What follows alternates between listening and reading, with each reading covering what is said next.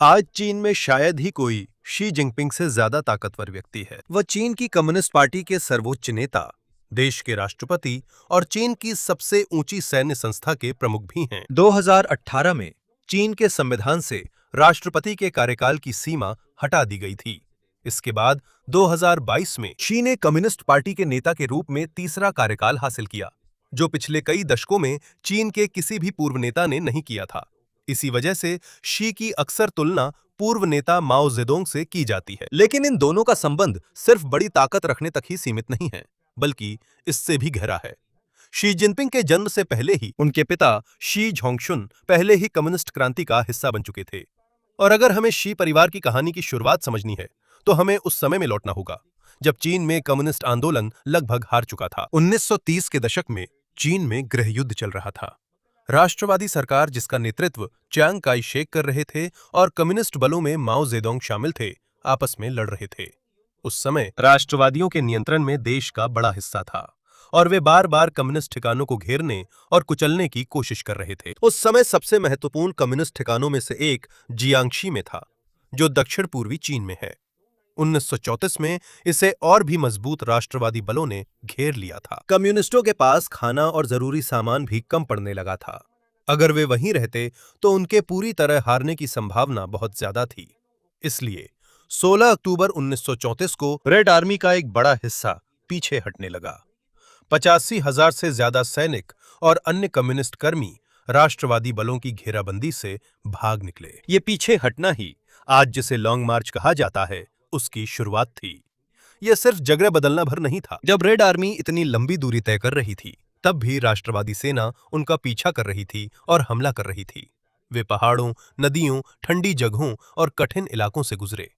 कई सैनिक मारे गए, बीमार पड़े, बिछड़ गए या पूरी तरह से समूह छोड़कर चले गए। लॉन्ग मार्च की शुरुआत में माओ अभी मुख्य रूप से सैन्य रणनीति की जिम्मेदारी नहीं संभाल रहे थे। उस समय उनकी प्रभावशाली स्थिति काफी हद तक खत्म हो गई थी, क्योंकि अन्य कम्युनिस्ट नेताओं ने उनकी पसंदीदा गुरिल्ला रणनीति को नहीं अपनाया था। यह युद्ध करने का एक तरीका था जिसमें तेज हमले, सीधे सीधे बड़े युद्ध से बचना और दुश्मन को मुश्किल में डालने के लिए इलाके का इस्तेमाल करना शामिल था। लेकिन जैसे जैसे रेड आर्मी की स्थिति बिगड़ती गई, माओ की स्थिति फिर से मजबूत होती गई। जनवरी 1935 में जुनई में कम्युनिस्ट नेताओं की एक महत्वपूर्ण बैठक में वो समूह के प्रमुख सैन्य और राजनीतिक नेताओं में से एक के रूप में वापस आ गए। उन्होंने सेना की चाल को बदल दिया और जहां तक संभव हो सका उन इलाकों से बचा जहां राष्ट्रवादी उन्हें आसानी से घेर सकते थे। धीरे धीरे उनकी यात्रा की दिशा बदलने लगी। उनका लक्ष्य था उत्तर में पहुंचना, शानक्सी प्रांत का एक हिस्सा, जहां पहले से ही अन्य कम्युनिस्ट बल और क्रांतिकारी ठिकाने मौजूद थे। और यहीं पर शी जिनपिंग के पिता का नाम सामने आता है। शी झोंगशू उन युवा कम्युनिस्ट क्रांतिकारियों में से एक थे जिन्होंने शांसी और गांसू क्षेत्र में कम्युनिस्ट ठिकाने की स्थापना में मदद की थी। 1934 में वहां की क्रांतिकारी सरकार के नेतृत्व का हिस्सा बन गए। 1935 तक वहां के कम्युनिस्ट ठिकाने उन सेनाओं के लिए एक महत्वपूर्ण सुरक्षित स्थान बन गए जो लॉन्ग मार्च से बच निकली थीं। अक्टूबर 1935 में माओ की सेना उत्तरी शांसी पहुंची। लॉन्ग मार्च की शुरुआत करने वाली सेना का केवल एक छोटा सा हिस्सा ही अंत तक पहुंच पाया, लेकिन कम्युनिस्ट आंदोलन बच गया। और सबसे महत्वपूर्ण बात यह रही कि माओ इस संकट से एक और भी शक्तिशाली नेता बनकर उभरे। शी परिवार के लिए शांक्सी में जो हुआ वो बहुत महत्वपूर्ण था। शी जिनपिंग के पिता उस क्रांतिकारी पीढ़ी में शामिल थे जिन्होंने उस जगह को बनाने में मदद की जहां कम्युनिस्ट ताकतें फिर से स्थापित हो सकीं। और अब लॉन्ग मार्च के बाद माओ जेडोंग की स्थिति कम्युनिस्ट पार्टी में तेजी से मजबूत हो गई, क्योंकि रेड आर्मी की मुख्य ताकत लगभग निश्चित विनाश से बच गई थी। उनके नेतृत्व में विश्वास बढ़ गया। आने वाले वर्षों में धीरे धीरे उन्होंने राजनीतिक पार्टी और सेना पर नियंत्रण हासिल कर लिया, जब तक कि वे चीन में कम्युनिस्ट आंदोलन के मुख्य नेता नहीं बन गए। यह समझना महत्वपूर्ण है कि कम्युनिस्ट पार्टी में सत्ता कैसे काम करती है, क्योंकि शी जिनपिंग की कहानी का बड़ा हिस्सा यही है। मैं आपको धीरे धीरे समझाऊंगा ताकि आप समझ सकें। एक बड़ी केंद्रीय समिति होती है जिसमें पार्टी के कई उच्च अधिकारी शामिल होते हैं। यहीं से एक छोटे समूह का चयन किया जाता है जिसे पॉलिट ब्यूरो कहा जाता है। और पॉलिट ब्यूरो के अंदर एक और भी छोटा और अधिक शक्तिशाली समूह होता है जिसे पॉलिट ब्यूरो स्थायी समिति कहा जाता है। और ये लोग चीन के सबसे ऊंचे नेताओं में शामिल होते हैं और ये ही देश के सबसे महत्वपूर्ण फैसलों पर चर्चा करते हैं। सीधे शब्दों में कहें तो कम्युनिस्ट पार्टी ही चीन की मुख्य दिशा तय करती है और सरकारी एजेंसियां उन फैसलों को लागू करती हैं। और अब जैसे जैसे माओ मजबूत होते गए, उन्होंने पार्टी में अपनी पकड़ और भी मजबूत कर ली। 1945 में कम्युनिस्ट पार्टी ने आधिकारिक रूप से, जिसे माओ जेडोंग विचार कहा जाता है, उसे पार्टी का मुख्य मार्गदर्शक बना दिया। इस वजह से माओ सिर्फ एक राजनीतिक नेता नहीं थे, उनके विचार ही कम्युनिस्ट आंदोलन की दिशा का केंद्र बन गए। 4 साल बाद जब कम्युनिस्ट ताकतों ने चीनी गृहयुद्ध के बड़े हिस्से में जीत हासिल की, 1 अक्टूबर 1949 को माओ ने चीन जनवादी गणराज्य की स्थापना की घोषणा की। चियांग काई शेक की राष्ट्रवादी सरकार ताइवान में पीछे हट गई। नए सरकार की स्थापना के साथ ही कम्युनिस्ट क्रांति के कई अनुभवी लोगों को महत्वपूर्ण पद दिए गए। इनमें शी जिनपिंग के पिता शी झोंगशुन भी शामिल थे, क्योंकि उनका परिवार पुराने क्रांतिकारी अभिजात वर्ग का हिस्सा था।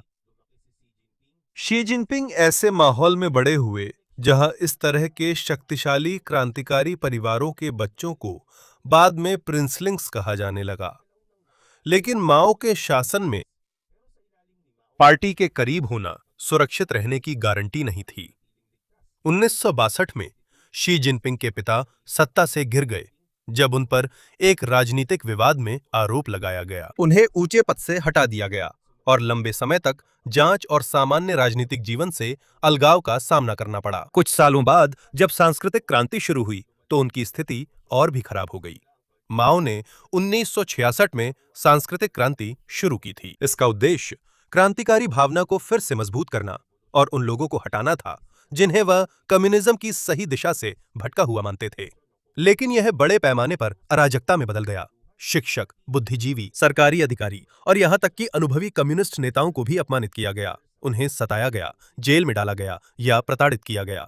इसमें रेड गार्ड्स की बड़ी भूमिका थी, जो माओ के युवा समर्थक थे और उन लोगों को ढूंढकर उन पर हमला करते थे जिन्हें वे दुश्मन मानते थे। यहां तक कि कुछ पूर्व शक्तिशाली नेता भी नहीं बच सके। उनमें से एक थे लियू शाओची, जो चीन के पूर्व राष्ट्रपति थे, जिन्हें सत्ता से हटा दिया गया और वे जेल में रहते हुए मर गए। यहां तक कि शी झोंगशुन को भी बार बार सताया गया। उन्हें सार्वजनिक अपमान और लंबे समय तक कैद का सामना करना पड़ा। उनके पिता के पतन के कारण शी परिवार की पुरानी आरामदायक जिंदगी भी खत्म हो गई और यहीं से सीधे तौर पर युवा शी जिनपिंग प्रभावित हुए। 1969 में शी जिनपिंग की उम्र अभी 16 साल भी नहीं हुई थी जब उन्हें शानक्सी प्रांत के एक गरीब ग्रामीण गांव लियांगजियाहे भेज दिया गया। यह एक व्यापक कार्यक्रम का हिस्सा था जिसमें लाखों युवाओं को शहरों से गांवों में भेजा गया ताकि वे किसानों के साथ रहकर और काम करके जीवन जीना सीखें। यह जीवन बीजिंग में शी जिस जीवन के आदी थे उससे बहुत अलग था। वह शानक्सी के उस हिस्से में आमतौर पर पाए जाने वाले एक साधारण गुफा जैसे घर में रहते थे। उन्होंने भारी खेतीहर काम किए, सामान उठाया और ऐसे स्थान पर जीवन बिताया जहां शहर में उनके पास जो बुनियादी सुविधाएं थीं वे बहुत कम थीं। शी जिनपिंग लगभग 7 साल तक लियांगजियाहे में रहे।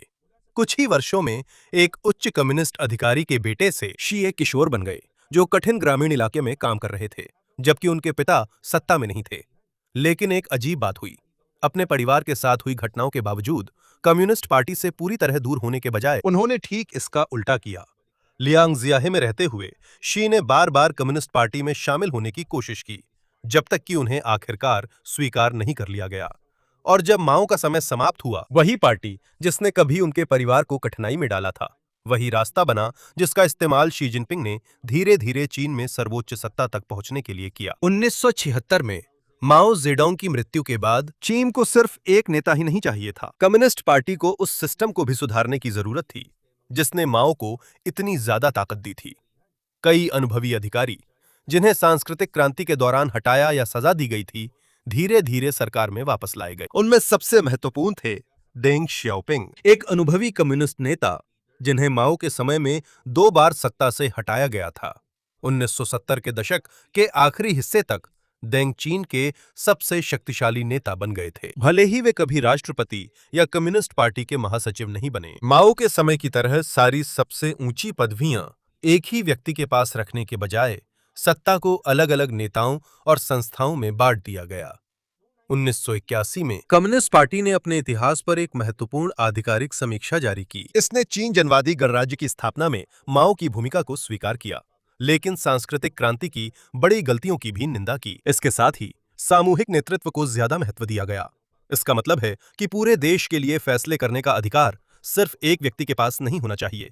डेंग ने अर्थव्यवस्था में भी बड़ा बदलाव किया। धीरे धीरे चीन को विदेशी निवेश के लिए खोला गया, निजी व्यवसाय और अंतर्राष्ट्रीय व्यापार के लिए भी।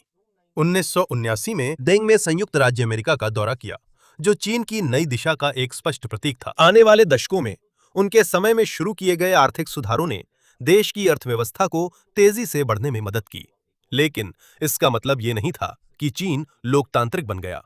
कम्युनिस्ट पार्टी ने राजनीतिक व्यवस्था पर अपना नियंत्रण बनाए रखा। 1989 में बीजिंग और अन्य शहरों में बड़े पैमाने पर विरोध प्रदर्शन हुए। तियानअनमेन स्क्वायर में कई छात्र और नागरिक राजनीतिक सुधारों और अधिक स्वतंत्रता की मांग कर रहे थे। जून में सरकार ने विरोध को समाप्त करने के लिए सैन्य बल का इस्तेमाल किया।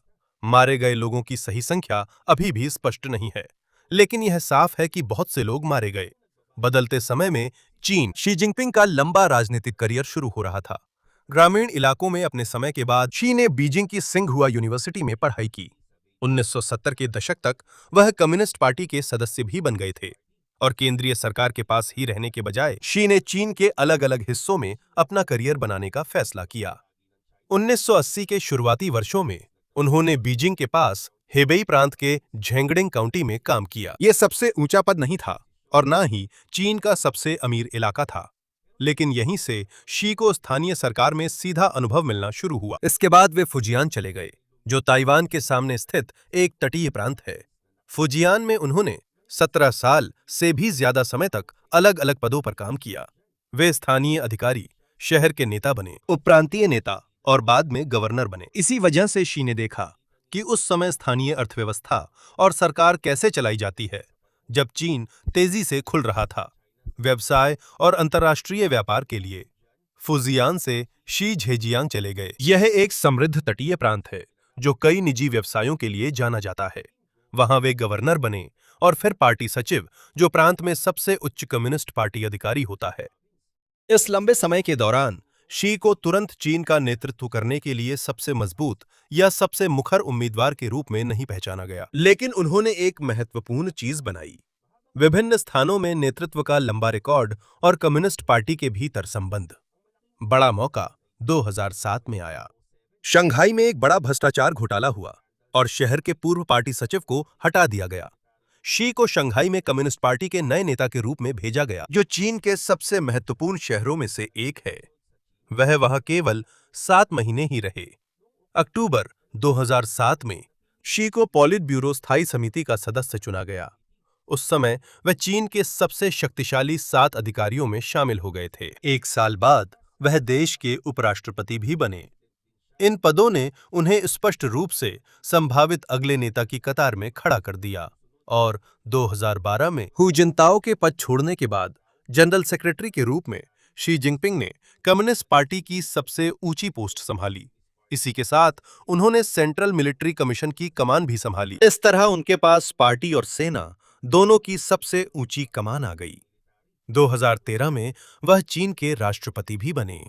लगभग 3 दशकों तक स्थानीय सरकार से लेकर बीजिंग तक के सफर के बाद शी जिनपिंग अब शिखर पर हैं। लेकिन यहीं से माओ के बाद बनाए गए सिस्टम में फिर से बदलाव शुरू हुआ। डेंग और उनके बाद के नेताओं के समय जो सामूहिक नेतृत्व महत्वपूर्ण था, उसकी अहमियत धीरे धीरे कम होने लगी। जैसे जैसे ज्यादा ताकत शी के पास जाती गई, उनके शुरुआती बड़े कदमों में से एक था एक बहुत ही व्यापक भ्रष्टाचार विरोधी अभियान। हजारों अधिकारी निचले स्तर से लेकर कम्युनिस्ट पार्टी के सबसे ऊंचे पदों तक की जांच की गई और उन्हें सजा दी गई। इसका उद्देश्य सरकार से भ्रष्टाचार को साफ करना था और इसी के साथ कई ताकतवर राजनीतिक हस्तियां जो शी के लिए रुकावट बन सकती थीं, वे भी अपनी पोजीशन से हट गईं।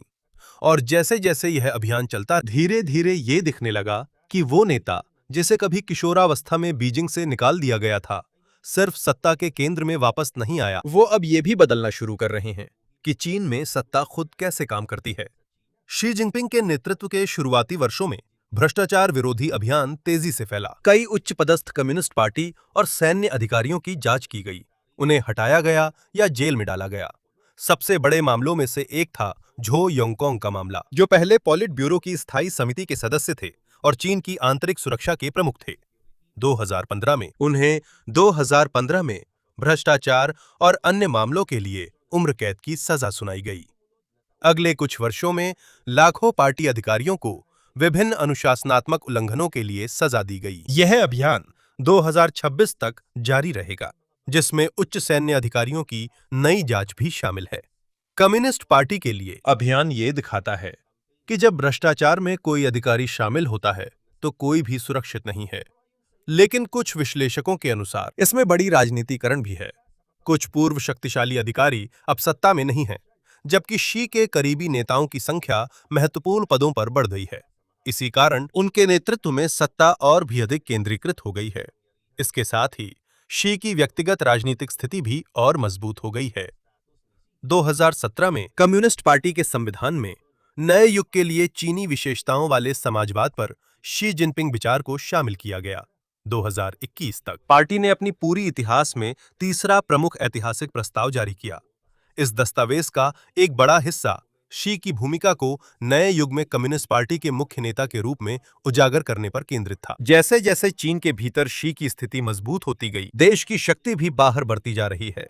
उनकी नेतृत्व में चीन ने अपनी सैन्य ताकत को तेजी से बढ़ाना जारी रखा और ताइवान तथा दक्षिण चीन सागर जैसे मुद्दों पर और अधिक सक्रिय हो गया। राष्ट्रीय सुरक्षा भी सरकार की नीति का केंद्र बन गई है, जिसमें सूचना, तकनीक और इंटरनेट पर और कड़ा नियंत्रण शामिल है। हांगकांग में 2019 के बड़े पैमाने पर हुए विरोध प्रदर्शनों के बाद बड़ा बदलाव आया। 2020 में बीजिंग ने राष्ट्रीय सुरक्षा कानून लागू किया, जो अलगाव, विध्वंसक गतिविधियां और विदेशी ताकतों के साथ सहयोग जैसे अपराधों के लिए कड़ी सजा देता है। 2024 में हांगकांग में एक और सुरक्षा कानून जोड़ा। चीनी और हांगकांग सरकार का कहना है कि ये कानून सुरक्षा और स्थिरता के लिए जरूरी हैं। वहीं आलोचकों और कुछ विदेशी सरकारों के लिए हांगकांग में पहले जैसी राजनीतिक स्वतंत्रता और विपक्ष के लिए जगह कम हो गई है। शी के दौर का एक और विवादास्पद हिस्सा शिनजियांग में हुआ। ये कई वीगरों का घर है, जो एक जातीय समूह है और जिनमें से अधिकांश मुस्लिम हैं। 2022 में संयुक्त राष्ट्र मानवाधिकार कार्यालय ने कहा कि वीगरों और अन्य मुस्लिम समुदायों के खिलाफ गंभीर मानवाधिकार उल्लंघन हुए हैं। इसमें बड़े पैमाने पर मनमानी हिरासत शामिल है और उसने कहा कि कुछ कृत्य अंतर्राष्ट्रीय अपराधों की श्रेणी में आ सकते हैं। चीनी सरकार ऐसे आरोपों का कड़ा विरोध करती है और कहती है कि उसके शिनजियांग में कार्यक्रम आतंकवाद, उग्रवाद और गरीबी से लड़ने पर केंद्रित है। लेकिन शी के नेतृत्व में सबसे बड़ी सार्वजनिक चुनौतियों में से एक कोविड महामारी के दौरान आई। लंबे समय तक चीन ने जिसे जीरो कोविड पॉलिसी कहा जाता है, उसे लागू किया। इसमें लॉकडाउन, बड़े पैमाने पर टेस्टिंग और सख्त क्वारंटीन का इस्तेमाल किया गया ताकि वायरस के फैलाव को रोका जा सके। जब 2022 के अंत तक इसका बहुत बड़ा असर रोजमर्रा की जिंदगी और अर्थव्यवस्था पर पड़ने लगा। शिनजियांग के उरुमकी में आग लगने के बाद, जिसमें आधिकारिक आंकड़ों के अनुसार 10 लोगों की मौत हो गई, कई शहरों में विरोध प्रदर्शन भड़क उठे। बहुत से लोगों ने सख्त कोविड पाबंदियों को खत्म करने की मांग की और कुछ प्रदर्शनों में तो सीधे शी के खिलाफ और कम्युनिस्ट पार्टी के खिलाफ भी दुर्लभ नारे लगाए गए। सिर्फ कुछ ही दिनों बाद चीन ने जीरो कोविड सिस्टम के कई मुख्य हिस्सों को तेजी से कम कर दिया। दिसंबर 2022 तक कई लॉकडाउन खत्म कर दिए गए। सामूहिक टेस्टिंग की जरूरतें और दूसरी कड़ी पाबंदियां भी हटा दी गईं। इस बदलाव के पीछे कई कारण थे। इनमें आर्थिक दबाव और सरकार की रीओपनिंग की तैयारी शामिल थी। लेकिन रॉयटर्स के मुताबिक फैसला तेज करने में बड़े पैमाने पर हुए विरोध प्रदर्शनों ने भी मदद की। इन हालिया प्रदर्शनों से पहले ही शी ने एक और अहम राजनीतिक जीत हासिल कर ली थी। अक्टूबर 2022 में उन्हें एक बार फिर कम्युनिस्ट पार्टी का महासचिव चुना गया, तीसरे 5 साल के कार्यकाल के लिए। इसी के साथ नई 7 सदस्यीय पॉलिट ब्यूरो स्थायी समिति का भी परिचय कराया गया, जिसमें ऐसे अधिकारी शामिल थे जिन्हें शी के करीबी या राजनीतिक रूप से उनके साथ जुड़ा हुआ माना जाता है। और उसके बाद भी ऊंचे पदों पर सफाई का सिलसिला नहीं रुका। 2023 से 2026 तक कई वरिष्ठ सैन्य अधिकारियों और सरकारी हस्तियों की लगातार जांच हुई या उन्हें हटा दिया गया। 2026 में यहां तक कि जनरल झांग यूसिया, जो केंद्रीय सैन्य आयोग के पूर्व शीर्ष अधिकारियों में से एक थे और लंबे समय से शी के करीबी माने जाते थे, उन्हें भी जांच के दायरे में रखा गया। यह दिखाता है कि नेतृत्व भ्रष्टाचार विरोधी अभियान का इस्तेमाल लगातार कर रहा है, यहां तक कि उन लोगों के खिलाफ भी जो पहले सत्ता के सबसे करीबी हिस्से में थे। लेकिन अब चीन की स्थिति पहले से कहीं ज्यादा जटिल है। जब शी ने पहली बार पद संभाला था, इसकी अर्थव्यवस्था अभी भी बहुत बड़ी है और यह अब भी दुनिया के सबसे शक्तिशाली देशों में से एक है। फिर भी अब आर्थिक विकास दर पिछले दशकों की तुलना में धीमी हो गई है, जबकि देश को प्रॉपर्टी सेक्टर की कमजोरी जैसी समस्याओं का सामना करना पड़ रहा है। ऊंचा कर्ज और कमजोर घरेलू मांग। यहां देख सकते हैं कि शी जिनपिंग ने कितनी दूर तक सफर तय किया है। किशोरावस्था में उन्होंने अपने पिता को सत्ता खोते हुए देखा और खुद उन्हें माओ के समय में गांव भेज दिया गया था। इसके बाद कम्युनिस्ट पार्टी को छोड़ने के बजाय उन्होंने उसी राजनीतिक व्यवस्था का इस्तेमाल किया ताकि वे स्थानीय सरकार से लेकर चीन के सबसे ऊंचे पद तक धीरे धीरे ऊपर चढ़ सकें। और यहीं पर चीन के आधुनिक राजनीतिक इतिहास में सबसे बड़ा बदलाव भी देखा जा सकता है। माओ की मृत्यु के बाद अगले नेताओं ने कोशिश की कि सारी ताकत एक ही व्यक्ति के पास न जमा हो, लेकिन शी के तहत उस शक्ति का बड़ा हिस्सा फिर से सबसे ऊंचे नेता के पास केंद्रीकृत हो गया। इसलिए शी जिनपिंग की कहानी सिर्फ एक ऐसे व्यक्ति की कहानी नहीं है जो अपने परिवार के पतन के बाद फिर से उठ खड़ा हुआ। ये कहानी इस बात की भी है कि कैसे चीन में नेतृत्व की व्यवस्था फिर से बदल गई जब माओ के बाद सत्ता को बांटने की कोशिश की गई थी, और अब एक ऐसे दौर में आ गई है जहां पार्टी की दिशा, सरकार और सेना फिर से एक ही नेता के इर्द गिर्द केंद्रित हो गई हैं।